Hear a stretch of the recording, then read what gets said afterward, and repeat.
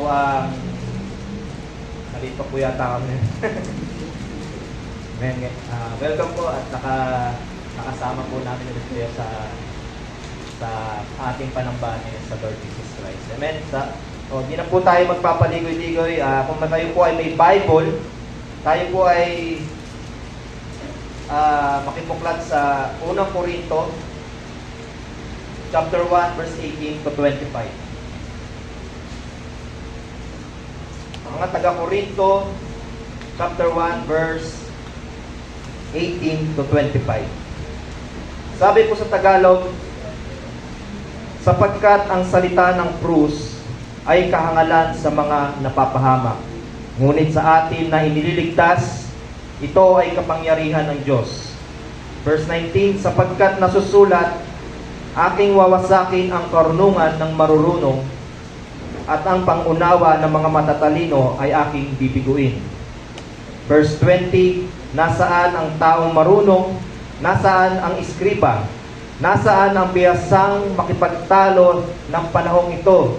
Hindi ba't ginawa ng Diyos na kahangalan ang karunungan ng sanlibutan? Verse 21, sapagkat yaman sa karunungan ng Diyos ay hindi nakilala ng sanlibutan ang Diyos sa pamamagitan ng karunungan nito, ay kinulugdan ng Diyos na iligtas ang mga sumasampalataya sa pamamagitan ng kahangalan na pangangaral. And verse 22, sapagkat ang mga Hudyo ay humihingi ng mga tanda at ang mga Griego ay humahanap ng karunungan. And verse 23, subalit ipinangangaral namin ang Kristo na ipinangako sa krus, na isang katitisuran sa mga Hudyo at kahangalan sa mga Hentil. At verse 24, ngunit sa kanila na mga tinawag, maging mga Hudyo at mga Griego, si Kristo ang kapangyarihan ng Diyos at ang karunungan ng Diyos. And verse 25, sapagkat ang kahangalan ng Diyos ay higit na matalino kaysa mga tao, at ang kahinaan ng Diyos ay higit na malakas kaysa mga tao. Purihin po ang Diyos sa salita na ating pagbubulayan. Muli, isang mapagpalang umaga po sa inyong mga kapatid.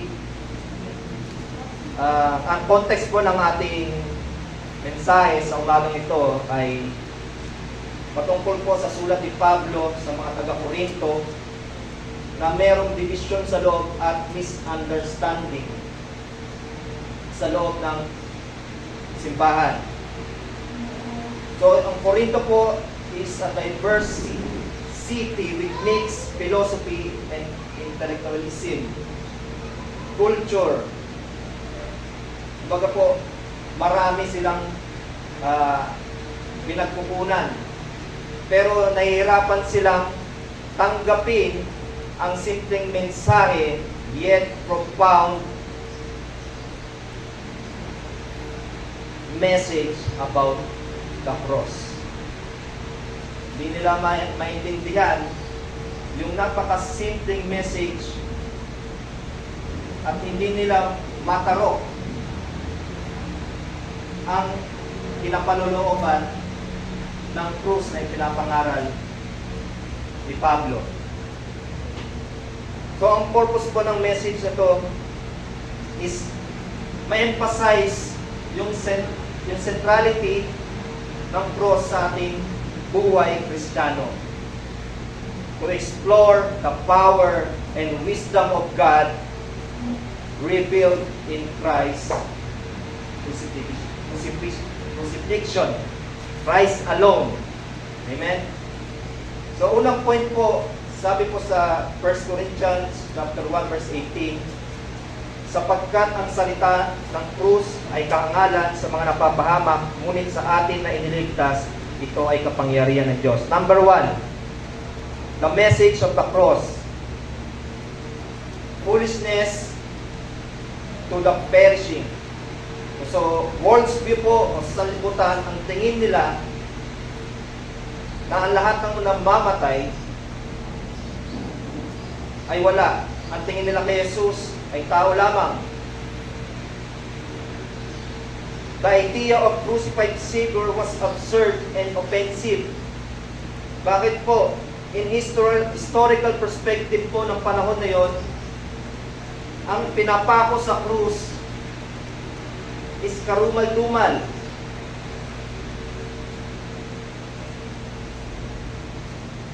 Brutal and humiliating form of execution reserved for the worst criminal. Ang ganong pagkabitay po ay para lang sa mga talagang grabe ang ginawang krimen. Yet ang ating Panginoong Hesus ay napako sa pamamagitan ng krus.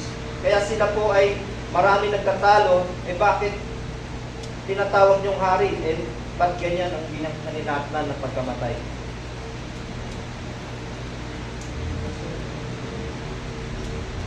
Ang reaksyon ng mga Jews at Gentiles, Jews saw it curse. Sabi sa Deuteronomy 21 verse 23, ito po ang sabi ng Deuteronomy 21:23 sa mga Hudyo, Jews, "You must not leave his body on the tree overnight. Be sure to bury him that same day, because anyone who is hung on a tree is under God's curse."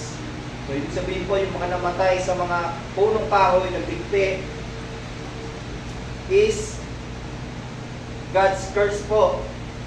You must not desecrate the land the Lord your God is giving you as an inheritance. So, bawal pong matuluan ng dugo ang lupa na ibinigay ng Diyos na pamana sa mga Israel. So, kaya po yung pagkamatay sa punong kahoy is curse para sa kanila. At sa mga Gentiles is parang sa Tagalog, katangahan. Sa English, foolishness.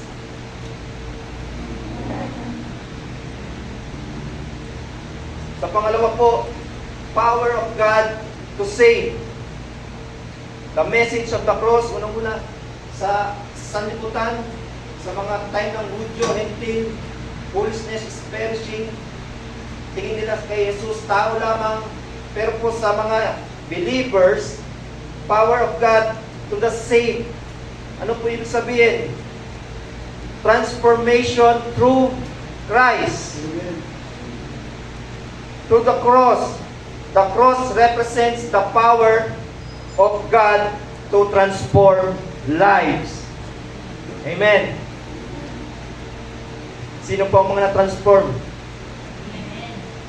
Parang kaunti lang po Amen. Sino po ang na-transform? Amen. Dahil po tayo, nung una po, ay hindi pa tayo nakakilala kaya sa ating Diyos, na ating tagapagligtas na si Jesus. Pero ngayon po, amen, we are new creation. Nang dahil yun sa pagkamatay ng ating Panginoong Jesus. Na sa tingin ng tao ay foolishness, pero sa ating mga nailigtas, that is the power of God. Na tayo ay na-reconcile, na-redeem sa ating mga pagkakasala. Whatever form of sin, kahit ano pang kadumi na yung kasalanan, sa harapan ng Diyos, na yung pinaniwalaan, sinampalatayanan, na yung tinanggap na tagapagligtas, ikaw ay napatawad na. Hindi siya nakatingin sa iyong past. Nakatingin ang Diyos sa iyo ngayon, sa iyong puso, kung handa ka bang sumunod sa Kanya. Kung handa ka bang maglingkod, anumang struggle na yung dinadaraan sa iyong buhay, anumang aspeto ng iyong dinadaanan sa buhay Kristiyano, is kaya mo pa rin ba siyang purihin? Kaya mo pa rin bang sabihin na ikaw ang aking Diyos? Are you faithful sa iyong pananampalataya? Amen? So sa atin, that is the power of God, because kahit gaano pa kasama sa harapan ng Diyos, ikaw ay kaya niyang sa isang mata, pitik, kaya kanyang baguhin.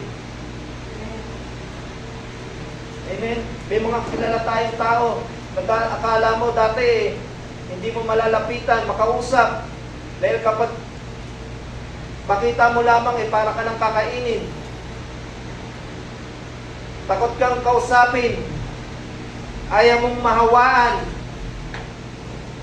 Pero nagulat ka na lamang, may dala na siyang Bible. Amen. How much more sa ating mga hindi pa nakakakilala na ang tingin natin sa kanila ay masasama. So we must continue to pray for them sa mga taong hindi pa nakakilala sa Panginoon.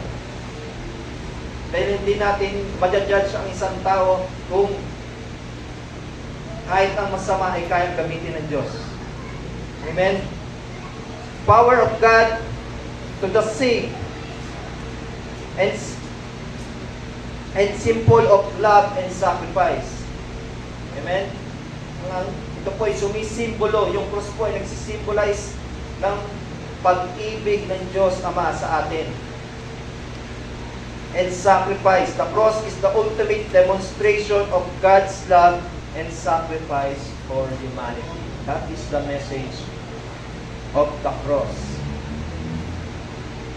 And number 2, sa 1 Corinthians 19 to 21, dito po natin makikita yung wisdom of God versus wisdom ng tao.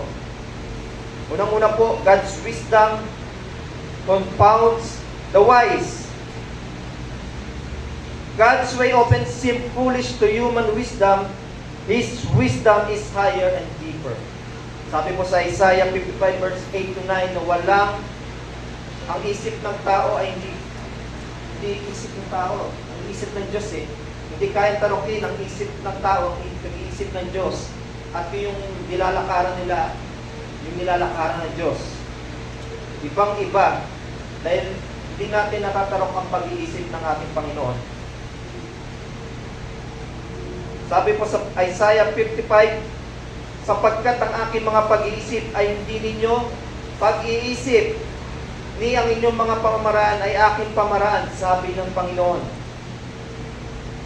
Sapagkat kung paano ang langit ay higit na mataas kaysa sa lupa, gayon ang aking mga pamaraan ay higit na mataas kaysa inyong mga pamamaraan.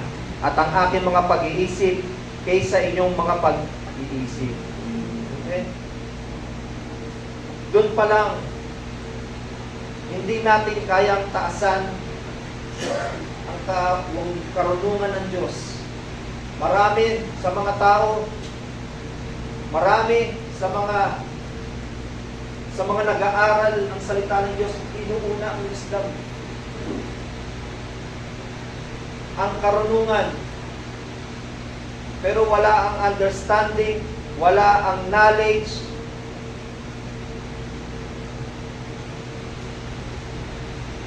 Sabihin nila, Lord, Lord, pero hindi nila nakikilala kung sino si Jesus. Sila ay magaling, mga eskriba, magagaling sa salita ng Diyos. Pero nang nakasalumuhan nila ang Panginoong Jesucristo, hinihingan nila ng signs, miracles. Pero ano pong response ng ating Panginoong Jesus? Ginawa niya kung ano ang kalooban ng Ama.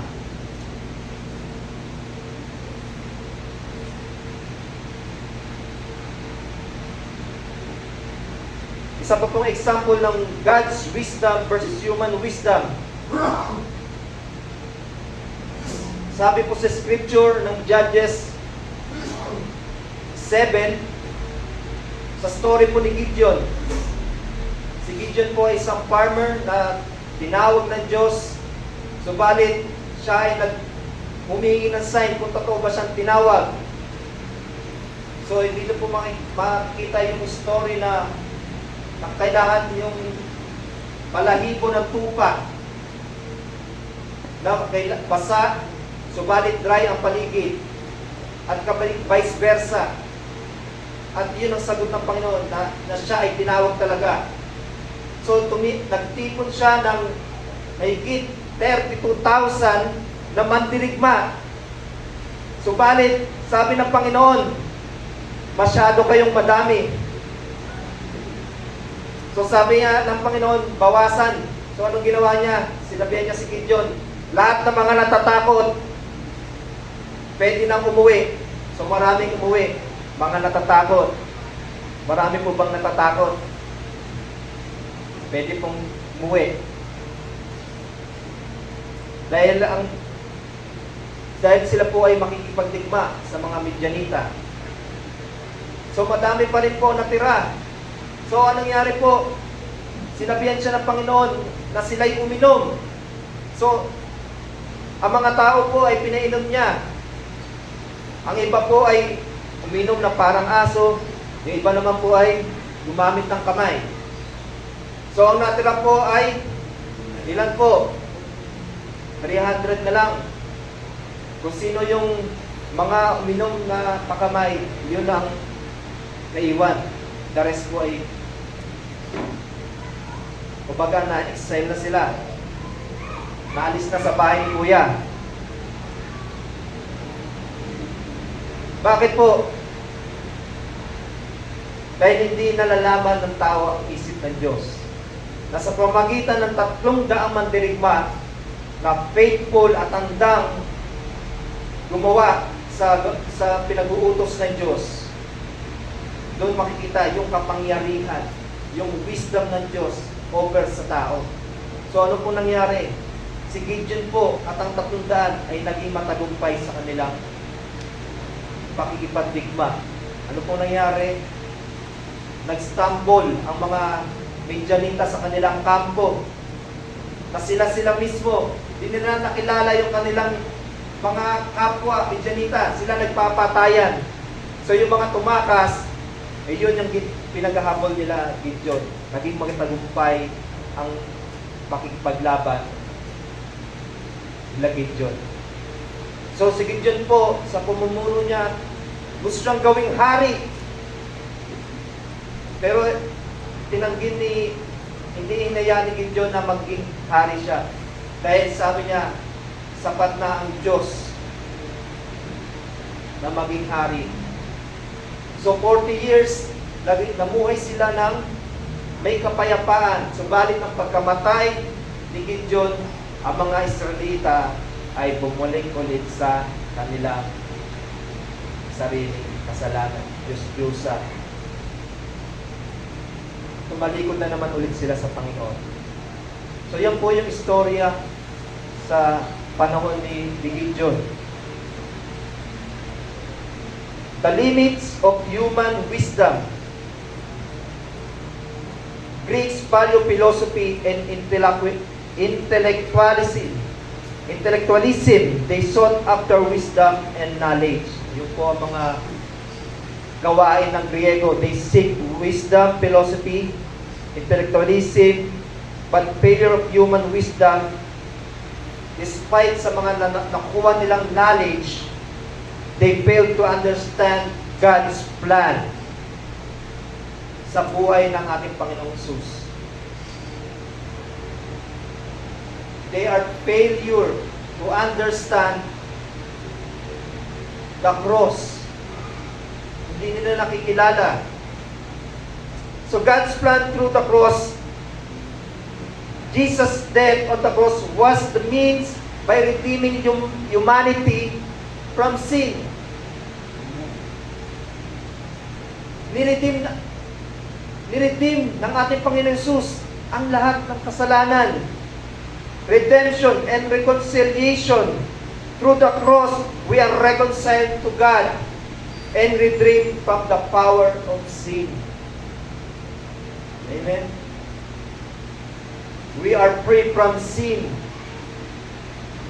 because of Jesus' sacrifice, because of love of the Father in us. Tayo ay naligtas. Tayo ay nakipagkasundo sa pamamagitan ng Panginoong Hesus. Subalit sa kabila ng mga nakakamit ng mga tao, ay nakakalimutan nila ang Diyos. Nakakalimutan nila na meron silang Diyos kapag dumating ang isang problema sa buhay. Nakakalimutan nila agad ang Diyos. Ang ating Panginoong Hesus. Ang ating Panginoong Hesus, lahat ng paghihirap sa mundo ay nadala niya na. Napagtagumpayan niya na. Kaya tayo mga kapatid, bilang mga believers, we are victorious. Amen? Ano mang problema yan, you are victorious. You must claim, you must speak, declare the word of God. Declaring while you're praying that you are victorious from this situation, struggles na yung dinadaanan sa iyong buhay.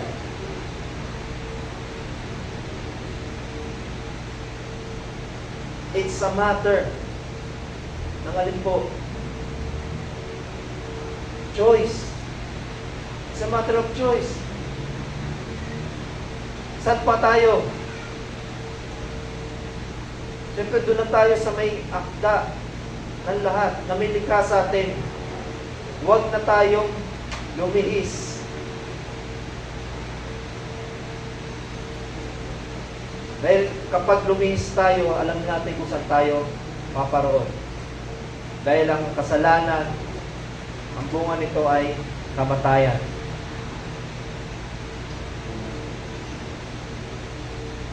Sa una po makikita natin yung message of the cross is yung foolishness, the perishing power of God to the saved. At yung pangalawa po, yung wisdom of God versus human wisdom. At yung pangatlo pong point is sa 1 Corinthians 22-24, Christ, the power and wisdom of God. Jews demand sign and Greeks seek wisdom. So cultural expectation po ng mga Jews, sila ay laging nakatingin sa miracle na mangyayari, sa sign from the Messiah, while Greeks pursue intellectual wisdom.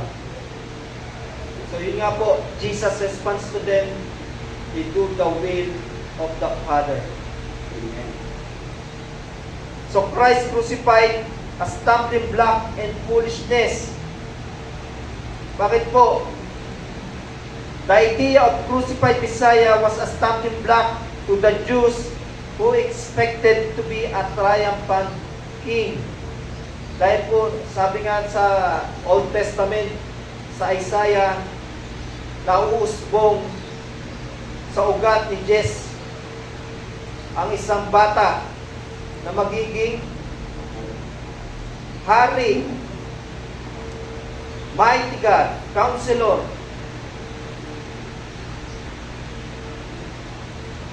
na sumasa kanya ang Espiritu ng Diyos, na may takot sa Diyos, who have the spirit of wisdom and knowledge and understanding. Pero bakit po nangyari gano'n ang naging black sa Diyos? Dahil namatay ang kanilang ini-expect na king na mag-aalis sa kanilang pagdurusa. Kaya maraming hindi naniniwala kay Jesus. Kahit sa panahon natin ngayon, maraming hindi naniniwala kay Jesus na si Jesus ay tao lamang.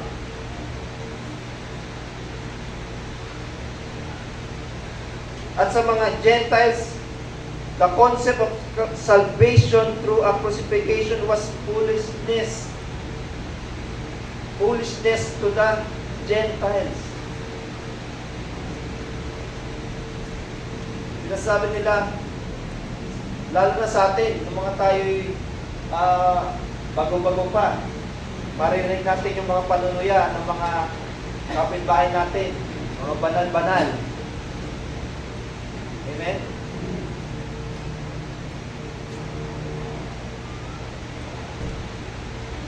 Na narayan na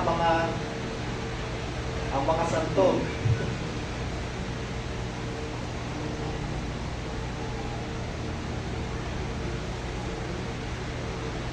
Pero hindi nila nalalaman ang kanilang ginagawa o sinasabi dahil bulag ang kanilang mata kung sino ang Diyos na ating sinasamba at pinaglilingkuran.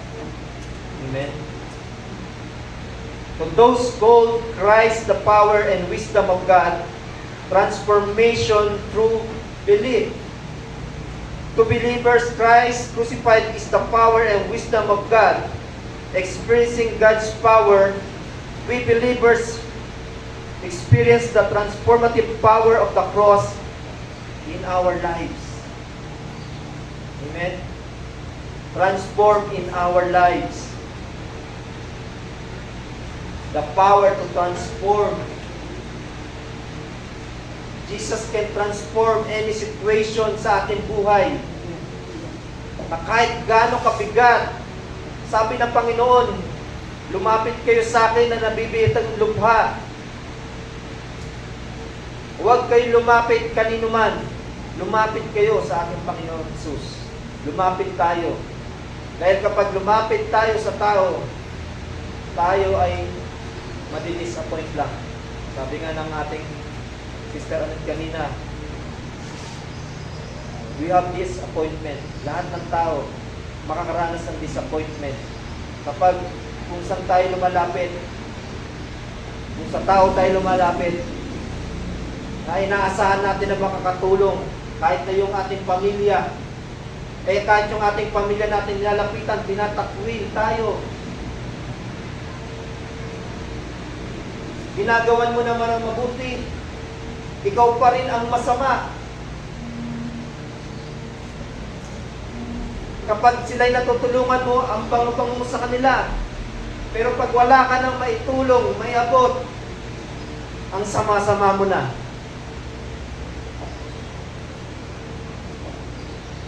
Amen. Totoong nangyayari sa buhay yan. At hindi lang experience, kundi totoong nangyayari sa lahat. Na kahit pamilya mo na inaasahan mo makakatulong, ang kailangan mo na. Bukas na bukas, ay kailangan mo na. Pero nadi-disappoint ka pa rin. Dahil nalimutan natin na meron pala tayong Diyos na kahit kailan hindi ka niya i-disappoint. Basta makita natin at unahin natin ang ating Panginoong Hesus. Kaya sabi sa Matthew 6, seek ye first. Amen? Unahin mo. Ang dapat mong unahin, hindi ang anumang bagay. Unahin mo ang Diyos.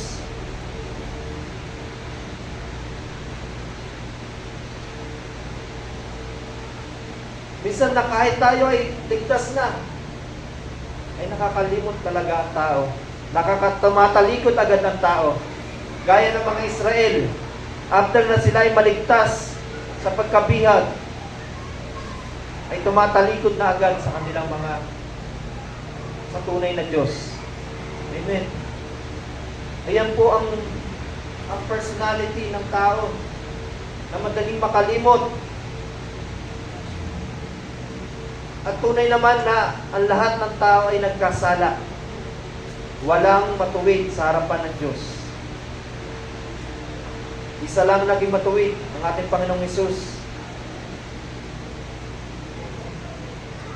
Kaya napakabuti ng ating Diyos Ama dahil sa kanyang pag-ibig, wisdom na nagbumula sa kanya, ay walang nakakaabot nito, walang nakakatarok.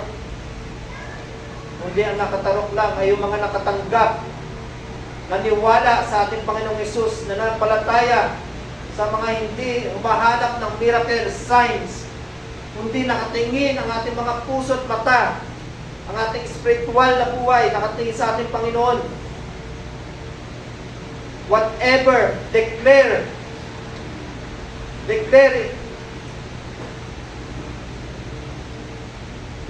the word. Again, declare the word of God. Kung ano yung pinag-uutos sa iyo ng Diyos, yung will, kalooban ng Diyos, ay magawa natin. Mapagtagumpayan natin. So, paano pong paraan? Prayer and word of God. para makausap natin at mangusap sa atin ang ating Panginoong Hesus.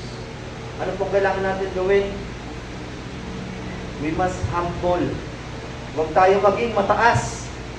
Dahil kapag tayo ay naging mataas, baka tayo ay bumagsak. Akala natin, nasa atin ang lahat. Maraming mga certificate. Kahit gaano pa ang kanilang pinag-aralan. Pero nalilimutan na nila na kung saan sila nagmula.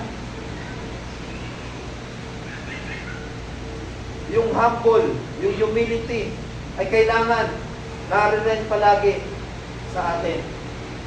Dahil ang certificate o ang pinag-aralan natin ay baliwala sa harapan ng Panginoon. Yan ay karunungan lamang ng sanlibutan. Pero sa harapan ng Diyos, kapag ikaw ay mababa, lagi ka nagpapakababa, ikaw ay kanyang pararangalan, ikaw ay kanyang itataas, na ikaw ngayon ay nasa ganitong sitwasyon, bagsak na bagsak ka na. Mga kapatid, huwag kang tumingin sa inyong ganyang problema. Tumingin ka sa gagawing himala ng Diyos. Dahil ikaw kapatid, you are going in an elevation in your life. Amen.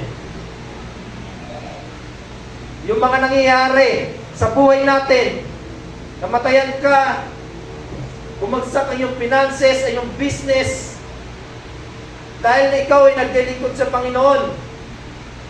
Kapatid, expect the elevation in your life. Expect and believe kung anong gagawin ng Diyos sa buhay mo.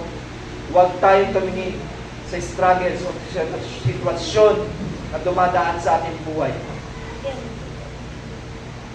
Ano pong kailangan natin gawin?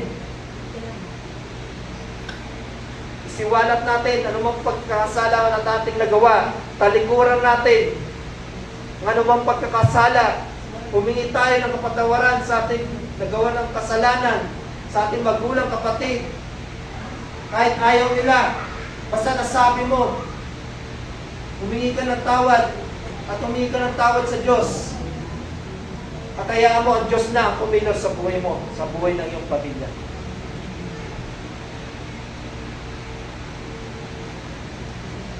Transformation through belief.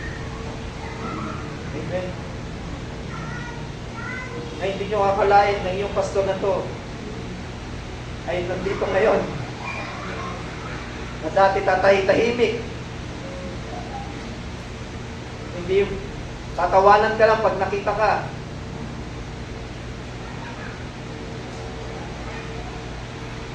Yan po ang istorya ng iyong pastor, mga kapatid.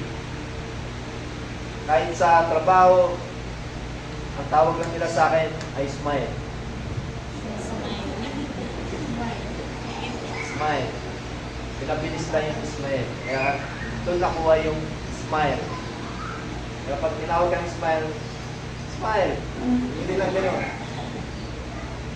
Because yung transformation na pinapakita ng Diyos sa pamagitan natin, ay nakikita nila sa iyo. Na kahit stress ka sa trabaho, pag tinawag yung pangalan, smile. Amen? Eh kapatid, hindi lang ako yun. Kayo rin po mga kapatid. Kapag ang isang ating kapatid ay humingi ng tulong, at sa iyo, ginamit ng Diyos, ikaw. Hindi financially. Lumapit sa iyo na ipag-pray mo. Dahil alam niya na meron kang Diyos na buhay na pinaglilingkuran. Amen? You can set them free. God can use you. Any form, sabi nga po sa Bible, sa Scripture, yung pangkahangalan na pangangaral ay kayang makapagligtas, ginagamit ng Diyos. Dahil hindi kaya tarukin ng tao ang isip ng Diyos. Kaya magugulat na lang tayo isang araw ang ating kapatid na Michael ay tatayo dito sa harapan ng ating brother James. Amen? Nothing is impossible to God. Amen?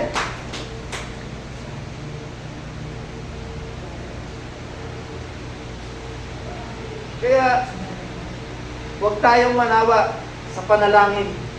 Dahil yung panalangin na yan, na pinanghahawakan natin ang salita ng Diyos, gaya ng mga dumadalangin sa atin, humihingi ng prayer sa ating site, sa Lord Jesus Christ website. Hindi hindi ang ating Ernst o ang simbahan nito ang nagawa niyan, kundi ang will ng Diyos. Ang Diyos mismo ang kumikilos.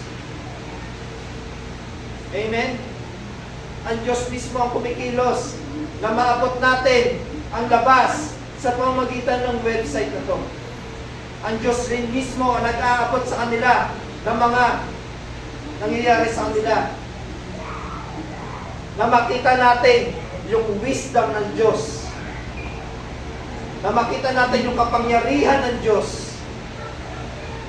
Sa pamamagitan ng ginagawa natin pag-prayer every Wednesday, every Friday, every night, every morning sa ating buhay, ay malaki ang nagiging epekto nun sa ating daily lives. Di lamang po sa aspect of physical, sa every aspect ng ating buhay. Kung ano yung ginagawa, kahit anong ginagawa mo, kung ikaw ay nagninilay-nilay, naggulay-gulay, na iyong life verse, kahit dilat ang iyong mata, nakapikit ang iyong mata, nagbubulay-bulay ka pa rin sa salita ng Diyos, ay pagtatagumpayin ng Diyos ang iyong buhay. There is always success. Yan po ang sinasabi sa Scripture, sa Joshua, in Psalms, na dinililiit natin ang salita ng Diyos day and night. Transformation to believe, experiencing God's power. Amen? Hindi lang tayo yun. In sickness, na-experience natin yung kapangyarihan ng Diyos. Amen? Any form of sickness, we declare that we are healed already. And we shout victory, praising God sa ating buhay. At dahil tayo at dating makasalanan, maraming sakit sa katawan, ngayon ay malulusog at batang-batang tignan. Amen. Parang may nabo yung amen natin Amen?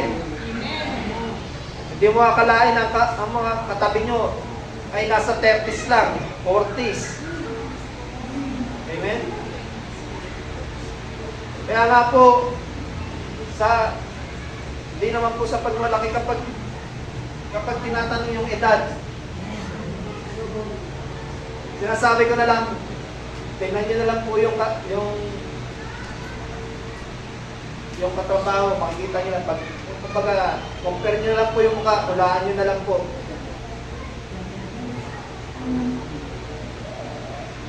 Dahil kapag ikaw ay nasa presensya ng Diyos, ikaw ay hindi tumatanda. Ikaw ay laging bata.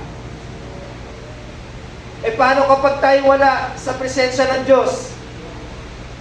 Lagi tayong nasa labas ng presensya ng Diyos. Ano yung nasa labas na yan? Kahirapan, kaguluhan ng kaisipan. At yun, ang kaguluhan ng kaisipan na yan, ang nagtutulot sa atin na 18 anyos ka pa lang, kala mo 50 anyos lang yung mukha. Dahil sa problema, dahil sa sakit, dahil yung pag-iisip, ng sobrang pag-iisip, ang nagdudulot ng anumang sakit na dinadala.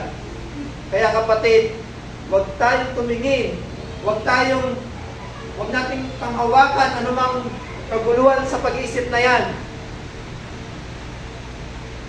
Doon tayo tumingin sa ating Diyos na buhay.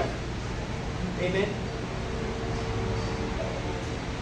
There is joy in freedom. Free from all. Lalo tigit, tayo ay nasa presensya ng Diyos. For God is good. What friend do we have? There is nothing like Christ, our God. Sa inawit natin, goodness of God. Amen? We are worshiping God. And do you feel the presence of God as we start praising and worshiping God? Amen? Nakakanta ang ating Sister Kimish.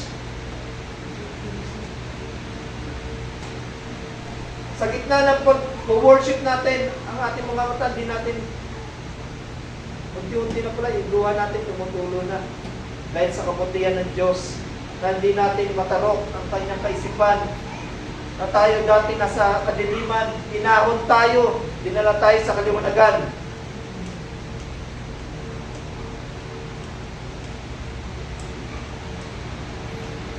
Dahil ang kamunduhan, lalo na ang ating mga kabataan ngayon, kapag hindi natin nagabayan, madali silang matatangay. Kaya hanggat bata, atin silang dali sa salita ng Diyos. Prayer natin, dahil ito ang isang gawain ng isang magulang. Kapag tayo ay na-fail bilang isang what do you call this?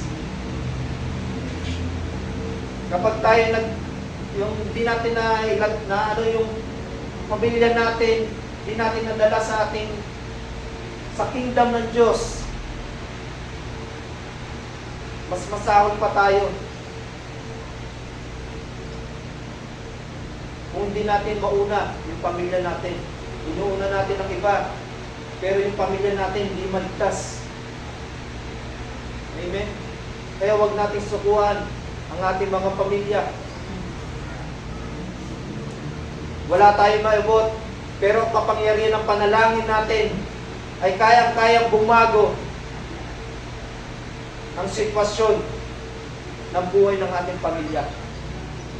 Dahil yung sitwasyon natin, kung kayang gawin ng Diyos sa atin, gaano pa kabuti ang Diyos na gawin ito sa ating pamilya.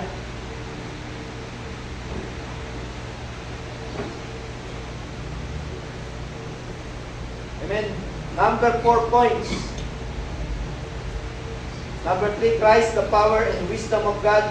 Sabi po sa 1 Corinthians 1:25, God's purpose in choosing the weak and foolish. Sabi po sa 1:25, for the foolishness of God is wiser than man's wisdom, and the weakness of God is stronger than man's strength. God's strength in weakness. The paradox of strength in weakness. God chose the weak to demonstrate His strength. Sabi po sa 2 Corinthians 12:9. Ano po sabi sa 2 Corinthians 12:9? But He said to me, my grace is sufficient for you, for my power is made perfect in weakness. Therefore, I will boast all the more gladly about my weakness, so that Christ's power may rest on me. So si Pablo po, merong follower ni Satan ang umalay-algid sa kanya. So siya ay nanalangin sa Panginoon. Siya ay nag-fasting, nag-prayer. Anong sagot ng Panginoon? Sabi po, but He said to me, my grace is sufficient for you. So anong ginawa ng ating ni Paul? I will boast all the more gladly about my weaknesses. Yan. Kapag tayo nakakaranas ng panghihina, magalak ka dahil ikaw ay malakas.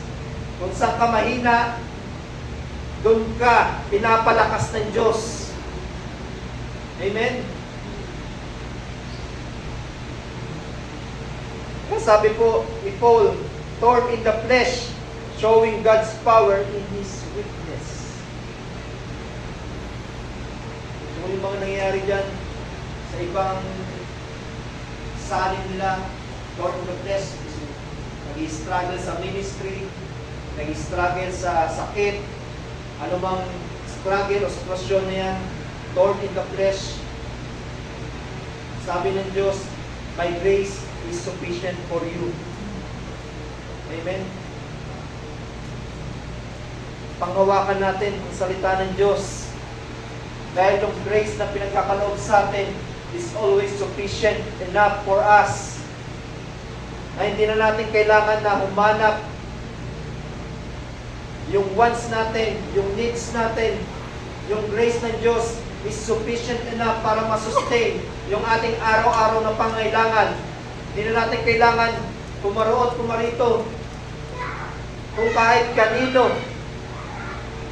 Sabi ng Diyos, my grace is sufficient for you. Pagising natin sa umaga, yan ang laging bungad sa atin ng Panginoong Yesus. Yung grace na pinagkakaloob sa atin is always sufficient. Hindi na natin kailangan maghangad. Aanin mo ang karangyaan at kayamanan kung ang ating ang kaluluwa naman ay mawapasa impyerno. Mapupunta lamang ang ating pinagpaguran sa wala. Pero kung tayo nagpapagod, nagpapagal sa gawain ng ating Panginoong Hesus, lahat ng ating pinagpaguran ay merong karangalan, may reward sa ating Diyos sa pagbabalik niya. Amen? Kaya nga tayo, we encouraging us na huwag tayong manawa, huwag tayong tumigil kung ano yung pinapagawa sa atin ng Panginoon. In prayer, encouraging women's ministry, sa lahat ng ministry sa loob ng church, encourage one another, pray for one another, fellowship. Yung ginagawa natin every Wednesday, hindi to biro. Dahil kapag tayo nagkakatipon, sino ang kasama natin? Ang Panginoon. Dahil, ano ba ang pinag-uusapan natin? Ang salita ng Diyos. At ang salita ng Diyos ay si Jesus.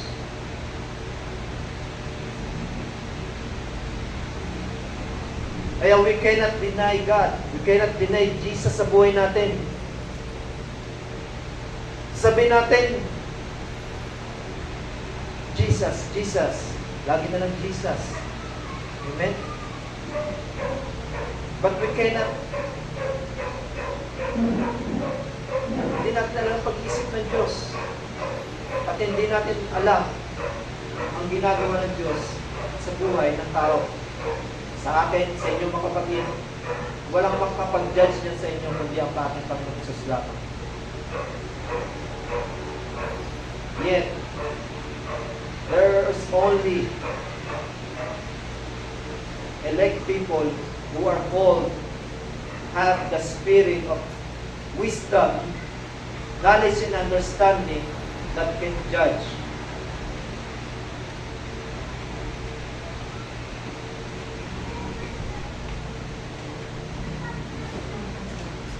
We preach Christ. We preach Christ crucified, and we're not condemning sin. Hindi natin hinahayaan yung kasalanan. Lagi ang kasalanan ang maghahari. Lagi tayong parang nababalong tayo sa kasalanan. Tayo ay dati nang pinalaya sa ating kasalanan. Nakalag na tayo sa ating mga kasalanan.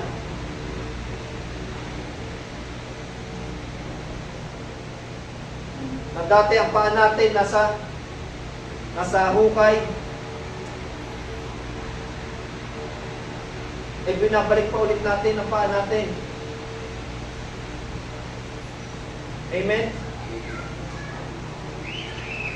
Kaya po yung ginagawa natin, worshiping, praising God, eh, hindi biro, mga kapatid. Kaya nga po kapatid, nung ako po'y ginagamit ng Diyos sa music ministry, talagang sinisearch ko kung ako ba'y karapat-dapat. Kasi kapag kahit ako'y late ako,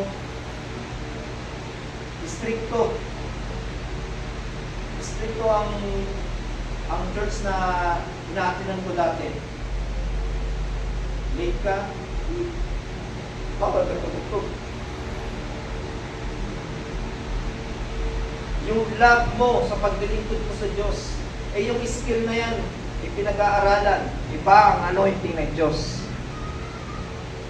Dahil kapag ikaw ay anointed ng Diyos, kahit hindi mo alam ang tugtog, kapag hinawakan mo na ang gitara o anumang instrument na yan, kaya kang gamitin ng Diyos.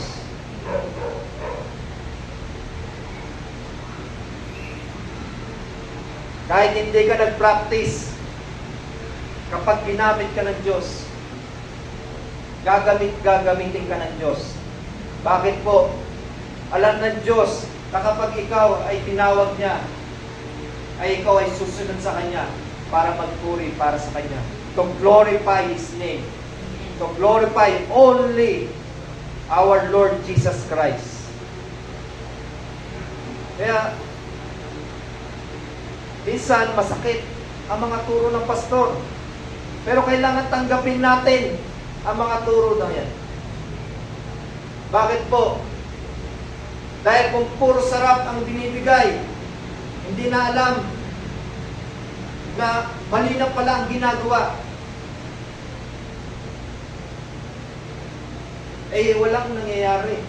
Ganun at ganun ang nangyayari. Hindi lamang po sa atin. Reality po na nangyayari yan. Minsan pa, ang nangyayari, ganitong oras. Ganitong oras, magkakatipon, na-adjust yung time, hanggang, okay, gawin natin 10. Ganun pa rin. Na-adjust, para maabot yung lahat. Maabot, magkatipon sa ganitong oras. Pero talagang, Filipino time, is Filipino time.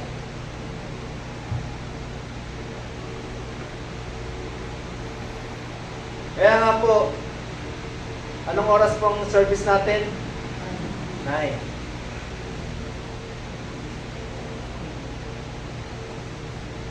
Wala po kasi ang ating pastor Nick.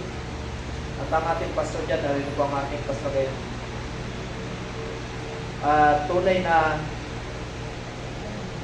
we are grateful sa ating mga pastor na patuloy na ginagamit ng Diyos para matuwid tayo. Hindi lamang tayo. Dahil may nakikita ang Diyos sa atin. The potential, yung capacity natin na ma-build pa para magamit tayo sa malaking gawain ng Diyos. Kaya nga, hanggat merong maliit na nakikita sa atin, hanggat maaga ay tinutuwid na sa atin. Dahil kapag lumaki na yan at hindi na kamaawat, ay kahit anong sabi natin ay hindi magagawa. Pero kapag nauna ang Diyos, ang salita ng Diyos, bago pa man ang lahat ng ating ginagawa, ang pagpupuri natin sa Kanya, ay lahat ay smooth. Amen. Maayos lahat. Dahil tinanggap natin ang ating Panginoong Hesus Kristo, ating tagapagligtas, i-transform our lives. Na dati tayo ay laging late, ngayon ay lagi tayong Parang bawat ka sumasagot.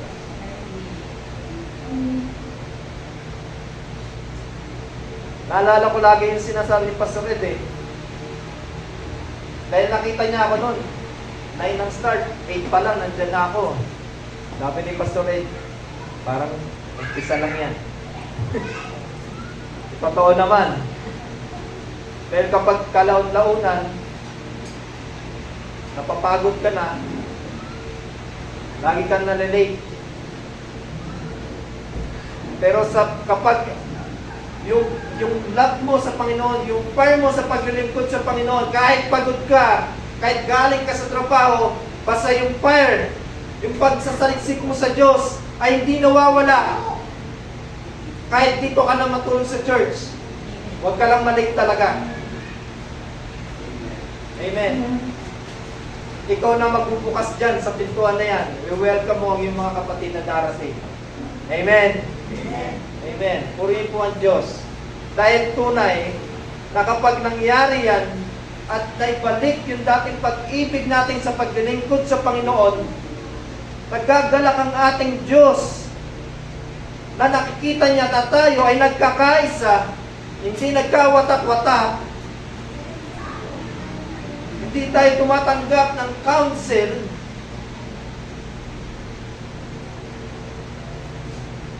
Ano pong ibig sabihin nun?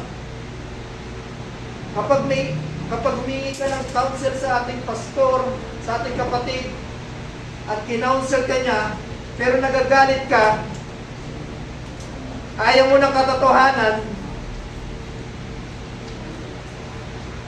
ay wala. Nagagalit ka kapag pinagsasabihan ka at nakikita ang tama.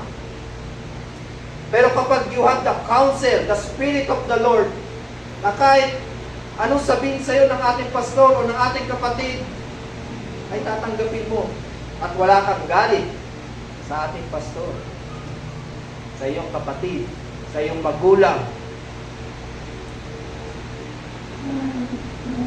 Dahil ang itinuturo sa atin ng magulang para sa ating mga anak ay para sa ikabubuti rin ng ating mga anak.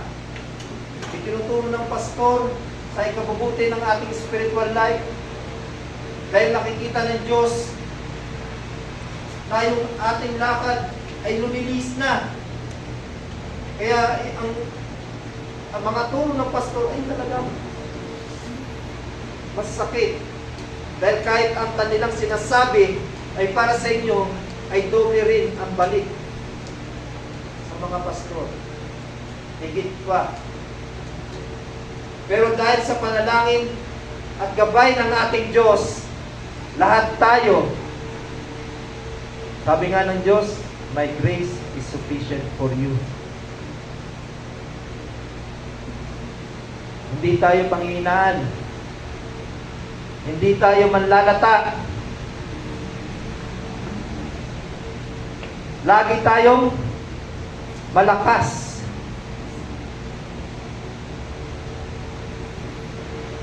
Nangihina ka, kapatid? Praise the Lord. Because God is giving you strength. May sakit ka, God already healed you. Nangangailangan ka,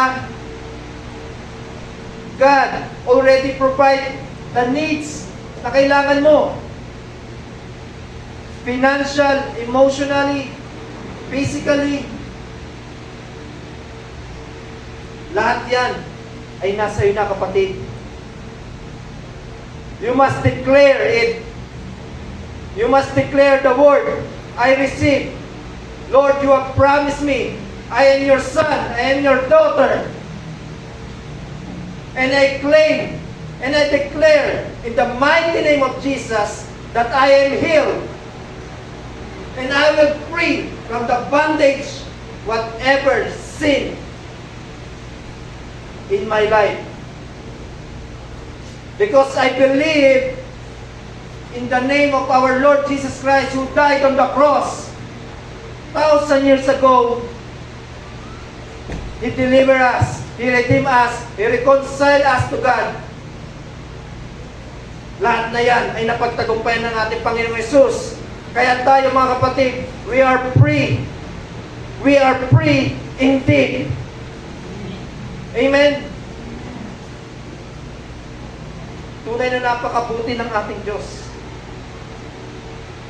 Simple yet and profound message of the cross ay hindi maintindihan ng mga Hudyo at mga hindi. Pero sa ating mga nakakilala, Christian, follower of Christ, naniniwala na tumanggap sa ating Panginoong Hesus, nakita natin ang wisdom ng Diyos at ang kapangyarihan ng Diyos, ang pagkamatay ng ating Panginoong Hesus that can transform any form in our lives na kaya niyang baguhin na parang bago. Kung ikaw ay lubog na lubog, ikaw ay iahon ng Diyos. Ikaw ay dapa, kaya kanyang ibangon. Yang luha na yan, papalitan niya ng kagalakan.